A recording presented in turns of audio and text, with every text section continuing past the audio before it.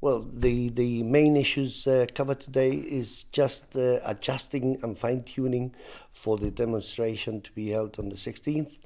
And we've let all our activists and shop stewards know that what we plan to do till then. So it's all been, guided on those lines, really, and explaining why the reason we're going out to demonstrate. Because obviously there are different issues being told, different stories being told. Again, I've got to reivindicate that there are people out there who don't want us to succeed. It's obvious. And they will try and put some obstacles on our way. And we've got to make it happen. Whatever it takes, but we need to tell the members of our community what's going on. And if the Chief Minister, like he says in his messages, that he's willing to give and give and give, of course we welcome that. But I mean, he's been 7 years in power. You know, we've been pressuring on this kind of issues, and we've seen no progress yet. So if his intentions is to negotiate with us, that is what our aim is. You know, we need to tell the story first, and then if the doors are open to negotiate and come to a finality, really a meaningful finality to all these issues, we are willing to take it. You've highlighted the Chief Minister's New Year message, in which he reiterated that the practice of using agency workers in the civil service was to come to an end, and that they would also be looking at a more modern system of apprenticeships. Do you feel this is in response to Unite's concerns, and does it give you any reassurance?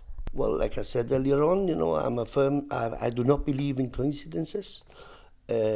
Things happen because they always carry a purpose.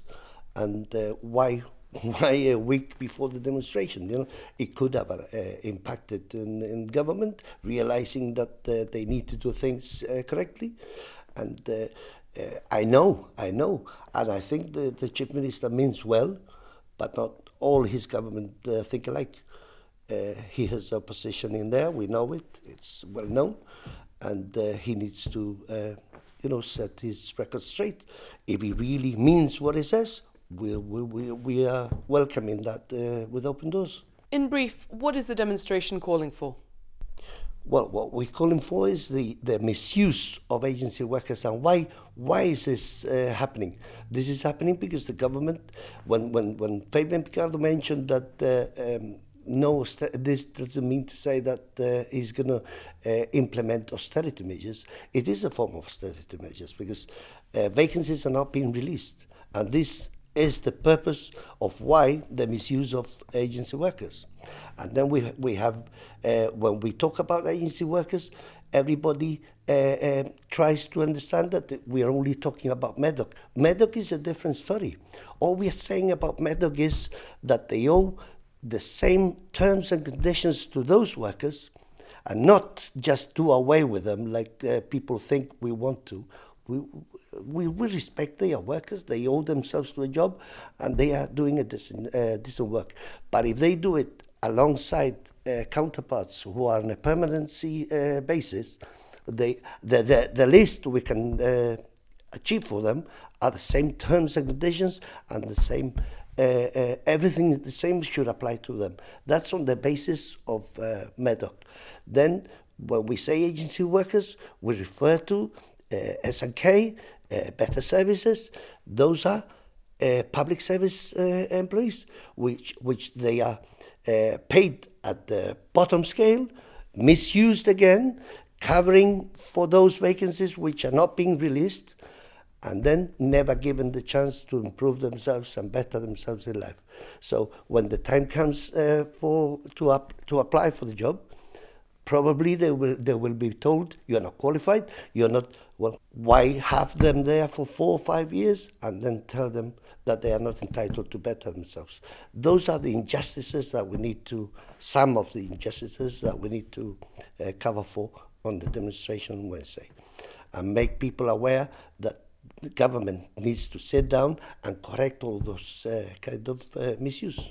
What was the attendance at today's meeting, and what attendance are you expecting at the demonstration itself? Well, I don't know about how many will attend on the demonstration. I hope many come along, because the meeting today has been a total success. We've never seen this in the latest years, I believe, and we are grateful for that. People are showing great interest in this sort of issues, and they have attended every single meeting we've called for.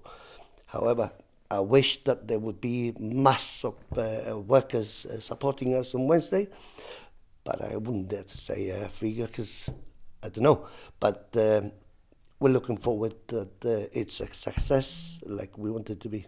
In terms of the logistics of the march, are union members expected to leave their places of work to support it? And if so, how will this work in terms of essential services, pay for hours missed and so forth? Well, we need to bear in mind that this is not a general strike like people are interpreting. This is a demonstration. However, if there are workers that are willing to support us and they are brave enough to show the respects to the issues, Unite will support them both financially with some adjustments to whatever differences the loss of earnings are. But we will support in that way, and we will support them if there are any reprisals from employers. Unite would not allow this to happen to any of our supporters. And in terms of essential services, if people have to leave from those jobs to attend the demonstration? Well, we've managed in a way. This has been a great point of contention. We've consulted with our officers and colleagues, and we've tried to associate the best time of day. Obviously, if we would have called it at 10, probably we wouldn't have the support, because the government would not allow them to come out, and we wouldn't be able to support people losing so much money, and have a financial loss. So in late evening, you know what your voter is.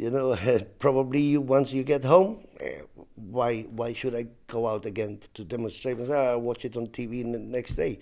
So in order to accommodate all those types of problems, we've arrived to the best time, which is 3:30.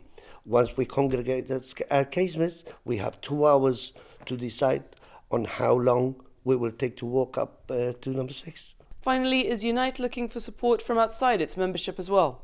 Absolutely. I mean, this is a one-off occasion. I mean, everybody says, well, you want to get rid of this government administration. You want to attack the government. We're not attacking anybody. We want them to do things correctly. So we want every single member of our community who's affected directly or indirectly to come out and support us. There are agency workers themselves who are scared, because they are claiming, they're coming to us, telling us, look, I don't dare coming out. Why? Because they're going to show reprisals one way or the other. We've been told that because of the type of contracts we hold, we better watch it and not go out. Otherwise, we could be fired. So those are the kind of things that we need to support and do away with. So if friends, neighbors, those affected directly, indirectly, want to support us, by all means, we will welcome them. And this is the type of support we're looking for.